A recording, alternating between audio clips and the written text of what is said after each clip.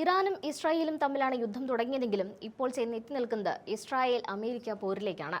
അമേരിക്കയും ഇസ്രായേലും തമ്മിലുള്ള ബന്ധത്തിൽ വിള്ളലുകൾ വീണു തുടങ്ങിയെന്ന് തോന്നിപ്പിക്കുന്ന വിവരങ്ങളാണ് പുറത്തുവരുന്നത്.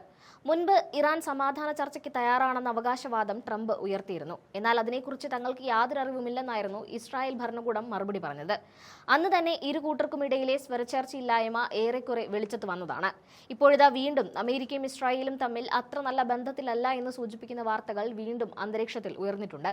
പ്രത്യേകിച്ച് അമേരിക്കൻ വൈസ് പ്രസിഡന്റ് JD വാൻസും ഇസ്രായേൽ പ്രധാനമന്ത്രി ബെഞ്ചമിൻ നെതന്യാഹുവും തമ്മിൽ വലിയൊരു നയതന്ത്ര യുദ്ധം തന്നെയാണ് നടക്കുന്നത്. പശ്ചിമേഷ്യയിലെ സംഘർഷങ്ങൾ അവസാനിപ്പിക്കാൻ ഡൊണാൾഡ് ട്രംപ് നേരിട്ട് നിയോഗിച്ച വ്യക്തിയാണ് JD വാൻസ്. എന്നാൽ ഈ ദൗത്യത്തിനിടയിൽ വാൻസും നെതന്യാഹുവും തമ്മിൽ ഫോണിലൂടെ രൂക്ഷമായ തർക്കം നടന്നതായാണ് അന്താരാഷ്ട്ര മാധ്യമങ്ങൾ റിപ്പോർട്ട് ചെയ്യുന്നത്. ഇറാനിലെ ഭരണമാറ്റം സംബന്ധിച്ച് നെതന്യാഹു വെച്ച് പുലർത്തുന്ന കണക്കുകൂട്ടലുകളെ വാൻസ് ഈ ഫോൺ കോളിൽ പൂർണ്ണമായും തള്ളിക്കളഞ്ഞുവെന്നാണ് അറിയാൻ കഴിയുന്നത്. വാൻസിന്റെ ഈ നിലപാട് ഇസ്രായേൽ ഭരണകൂടത്തെ വല്ലാതെ ചൊടിപ്പിച്ചിട്ടുണ്ട്.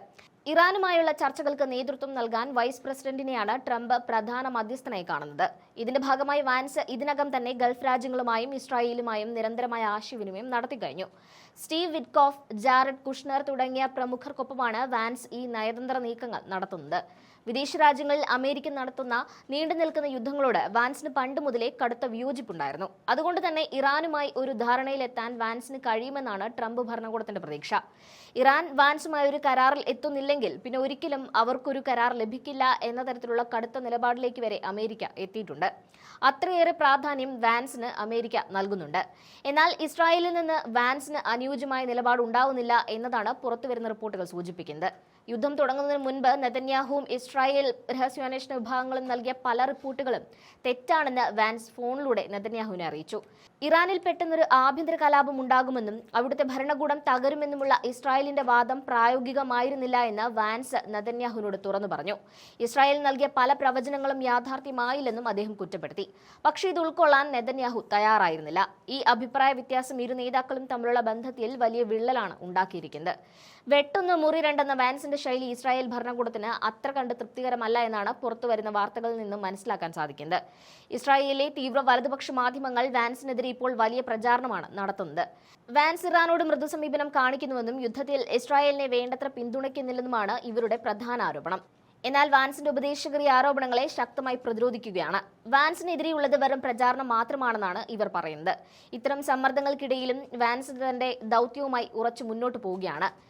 UAE, ഖത്തർ തുടങ്ങിയ രാജ്യങ്ങളുമായി അദ്ദേഹം ചർച്ചകൾ തുടരുകയാണ്. യുദ്ധം തുടങ്ങിയ സമയത്ത് ഇസ്രായേലിനെ ശക്തമായി പിന്തുണച്ചിരുന്ന വ്യക്തിയായിരുന്നു വാൻസ്. എന്നാൽ ഇപ്പോൾ അമേരിക്കയുടെ താൽപര്യങ്ങളും ഇസ്രായേലിന്റെ ലക്ഷ്യങ്ങളും തമ്മിൽ വലിയ വ്യത്യാസമുണ്ടെന്ന തിരിച്ചറിവാണ് അദ്ദേഹത്തിനുള്ളത്. അമേരിക്കൻ ജനതയുടെ താൽപര്യത്തിനാണ് താൻ മുൻഗണന നൽകുന്നതെന്നും ഫ്രാൻസിനെയോ ജപ്പാനെയോ ജർമ്മനിയോ സന്തോഷിപ്പിക്കലല്ല തന്റെ ജോലിയെന്നും വാൻസ് ആവർത്തിച്ച് വ്യക്തമാക്കുന്നുണ്ട്. ഇറാനുമായുള്ള ചർച്ചകൾക്കായി പാകിസ്ഥാൻ, ഈജിപ്ത്, തുർക്കി തുടങ്ങിയ രാജ്യങ്ങൾ ഇപ്പോൾ മധ്യസ്ഥത വഹിക്കുന്നുണ്ട്. ഇറാൻ ഭരണകൂടത്തിന്റെ പരമോന്നത നേതൃത്വത്തിൽ നിന്നുള്ള അനുമതി ലഭിച്ചാൽ വാൻസിന് അവിടുത്തെ പ്രധാന നേതാക്കളുമായി നേരിട്ട് സംസാരിക്കേണ്ടി വരും. ഹോർമുസ് കടലിടുക്കിലെ ഗതാഗത തടസ്സങ്ങൾ നീക്കുന്നതിനും ആഗോള ഷിപ്പിംഗ് പുനഃസ്ഥാപിക്കുന്നതിനും ഇറാൻ തയ്യാറാകണമെന്ന കർശന നിലപാടും അമേരിക്ക മുന്നോട്ട് വയ്ക്കുന്നുണ്ട്.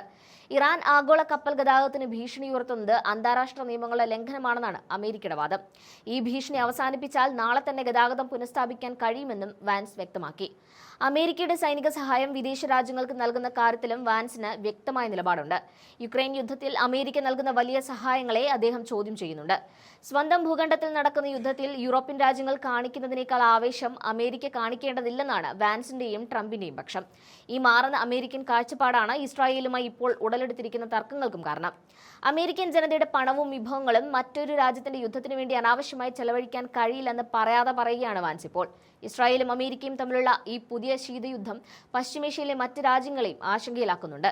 ഒരു വശത്ത് ഇറാനെ സമ്മർദ്ദത്തിലാക്കുമ്പോഴും മറുവശത്ത് ഇസ്രായേലിന്റെ അമിത ആവശ്യങ്ങളെ നിയന്ത്രിക്കാനാണ് വാൻസ് ശ്രമിക്കുന്നത്. ഈ ഒരു ബാലൻസിംഗ് ആക്ട് എത്രത്തോളം വിജയിക്കുമെന്ന് ലോകം ഉറ്റുനോക്കുകയാണ്. ഇസ്രായേലിലെ ഭരണകൂടവും വാൻസിനെതിരെയുള്ള തങ്ങളുടെ നിലപാട് കൂടുതൽ കടുപ്പിക്കാനാണ് സാധ്യത. എന്നാൽ ട്രംപിന്റെ പൂർണ്ണ പിന്തുണയുള്ള വാൻസ് തന്റെ നിലപാടിൽ നിന്ന് പിന്നോട്ട് പോകാൻ തയ്യാറല്ല. വാൻസ് മുന്നോട്ട് വെക്കുന്ന ഈ പുതിയ നയതന്ത്ര വഴിയിലൂടെ പശ്ചിമേഷ്യയിൽ സമാധാനം പുനഃസ്ഥാപിക്കാൻ കഴിയുമോ എന്നത് വരും ദിവസങ്ങളിൽ നമുക്ക് കാണാൻ സാധിക്കും.